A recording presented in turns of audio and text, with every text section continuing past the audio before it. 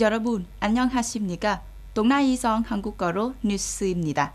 3월 8일 베트남 항공 VN 83편이 우크라이나 전쟁터에서 대피한 전 280명의 베트남인과 함께 노바이 국제공항에 무사히 착륙했습니다. 이것은 정부가 모국으로 사람들은 수송하기 위해 무료로 조직한 최초의 인도적 대피 비행기 편입니다.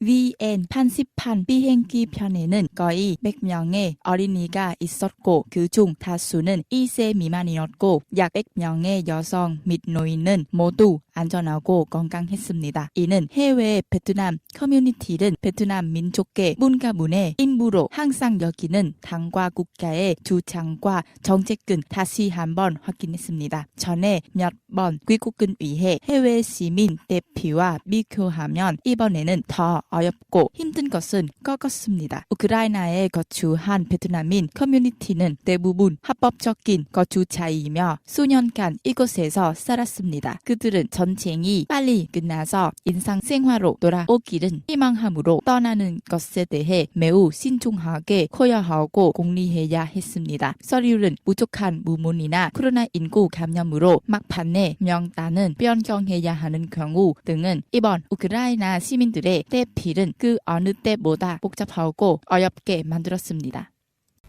교통부는 2017년부터 2020년까지 동쪽 북남 고속도로의 10개 구성 프로젝트 중 6개 프로젝트가 건설 인정은 단축하기 위해 등록했다고 밝혔습니다.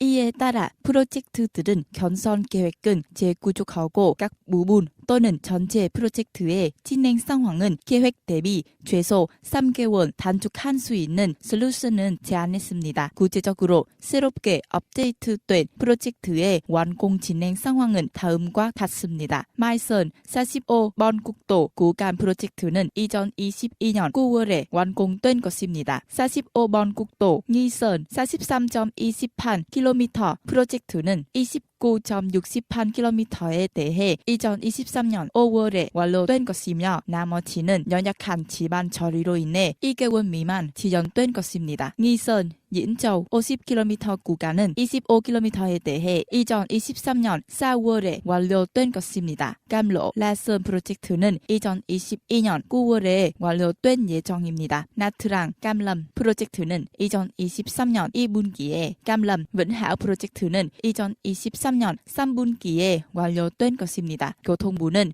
또한 나머지 4개 구성 프로젝트인 Vĩnh Hảo Phan Thiết, Phan Thiết Dầu Dây, Diễn Châu Bãi Vọt 및 Mỹ Thuận 이다리도 계획에 대해 진행 속도를 높이고 건설 시간을 단축하는 방법은 연구하고 있다고 밝혔습니다. 사군단의 정치국은 정치국 여군 단군 등과 회의를 열고 역사와 국가를 건설과 모호 과정에서 베트남 여성은 비롯한 제4군단의 여군의 불군한 모습, 영웅심, 충성심, 용기의 전통은 함께 살펴보았습니다.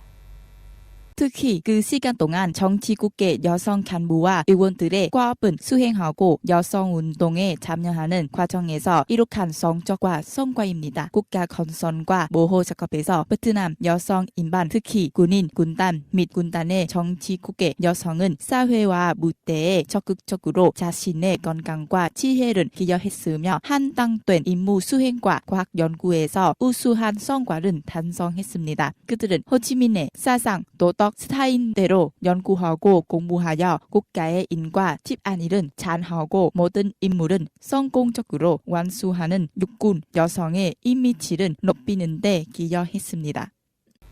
조 바이든 미국 대통령은 3월 8일 연설에서 러시아가 우크라이나에서 특수 군사 작전을 실시함으로 러시아가 운용 수입 금지를 공식 발표했습니다.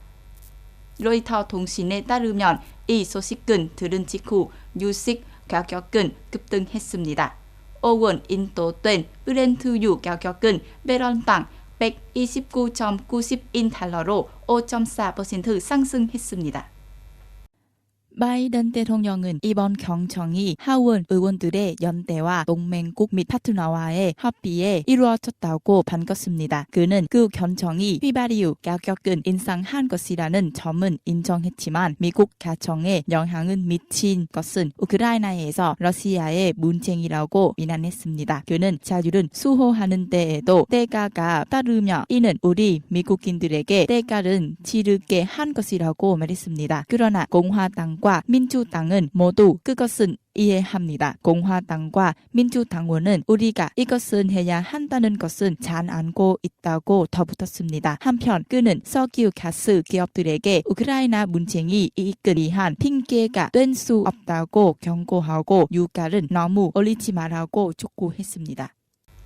3월 9일 오전 대한민국 유권자들은 공식 선거일에 한국계 제20대 대통령을 선출하기 위한 투표를 시작했습니다.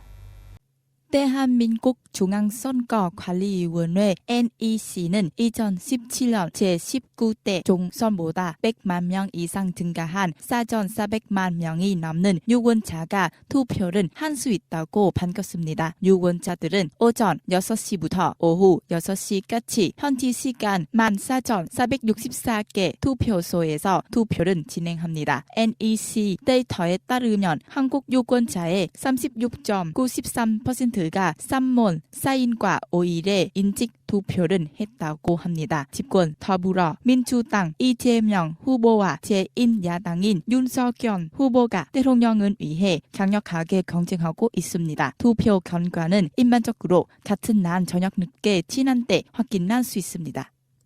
동나이석 뉴스입니다. 잘 들어주셔서 감사합니다.